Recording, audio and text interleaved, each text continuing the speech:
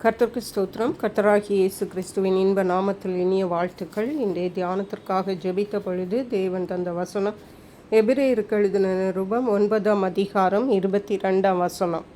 நியாய பிரமாணத்தின்படி கொஞ்சம் குறைய எல்லாம் இரத்தத்தினாலே சுத்திகரிக்கப்படும். இரத்தம் சிந்துதல் இல்லாமல் மன்னிப்பு உண்டாகாது.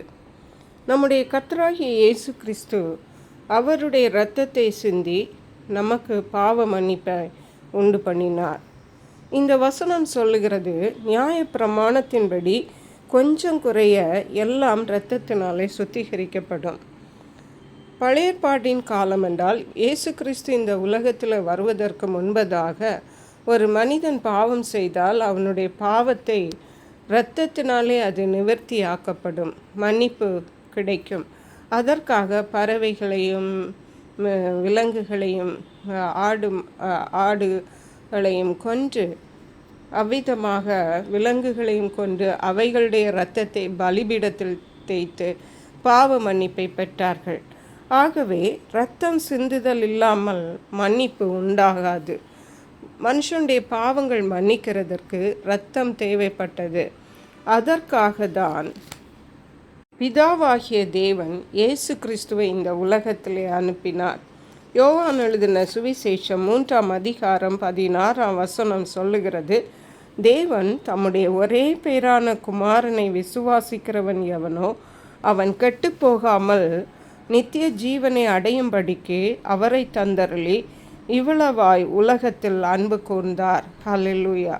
பிதாவாகிய தேவன் முதலாவதாக பாவிகளாகிய நம்மேல் அன்பு வைத்து தன்னுடைய ஒரே பேரான குமாரனை இந்த உலகத்திலே தந்து அவருடைய இரத்தத்தை இந்த சிலுவையில் சிந்தி நமக்கு பாவ மன்னிப்பை உண்டாக்கும்படியாக இந்த உலகத்திலே அவரை நமக்கு தந்தருளி நம்மில் அன்பு கூர்ந்தார்.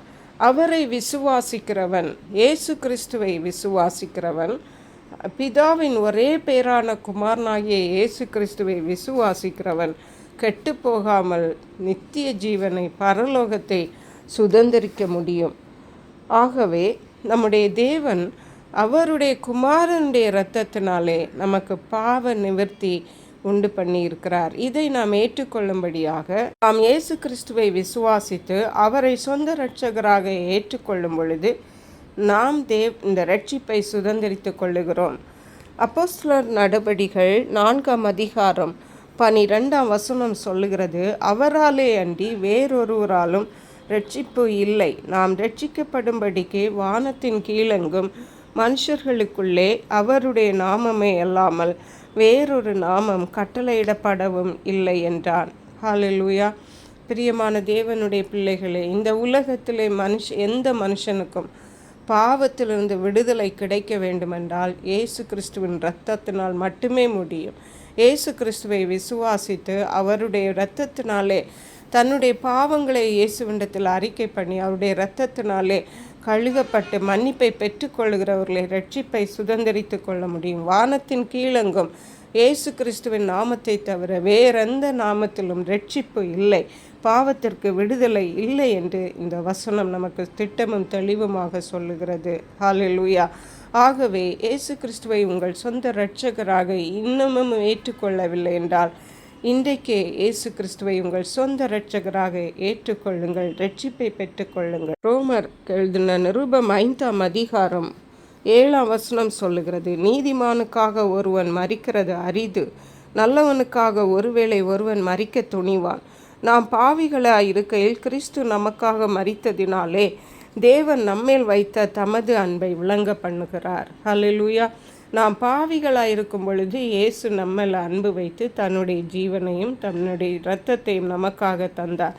இந்த தேவனுடைய அன்பு எவ்வளவு பெரியது! நாமும் இந்த தேவனிடத்தில் அன்பு கூறுவோம், அவருடைய பிள்ளைகளாயிருப்போம், ரட்சிப்பை பெற்றுக்கொள்வோம், தேவனுடைய ஆசீர்வாதங்களை மேலும் அருமையிலும் பெற்றுக்கொள்வோம். கர்த்தர் தாம் இந்த வார்த்தைகளை ஆசீர்வதிப்பாராக. ஜெபிப்போம். எங்களை கிருபையை நேசித்து பாதுகாத்து வழி நடத்துகிற எங்கள் அன்பின் தகப்பன், ஆசீர்வதிக்கப்பட்ட இந்த நல்ல நாளுக்காக நன்றி.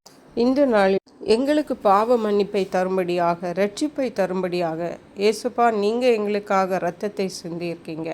இந்த விலையேறப்பெற்ற ரட்சிப்பை நாங்கள் ஒவ்வொருவரும் சுதந்திரித்து கொள்ள கிருபை செய்வீராக. நன்றி பரிசுத்த ஆவியானவரே. இயேசு கிறிஸ்துவின் இன்ப நாமத்தில் ஜெபிக்கிற அன்புள்ள பரமபிதாவே, ஆமென். இயேசு கிறிஸ்துவின் சுவிசேஷம் ஒவ்வொருவரையும் சென்றடையும்படியாக இந்த செய்தியை உங்கள் நண்பர்களுக்கு அனுப்பி வைக்குமாறு தாழ்மையுடன் கேட்டுக்கொள்ளுகிறேன். கர்த்தர் தாமே உங்கள் அனைவரையும் அபரிதமாய் ஆசீர்வதிப்பாராக.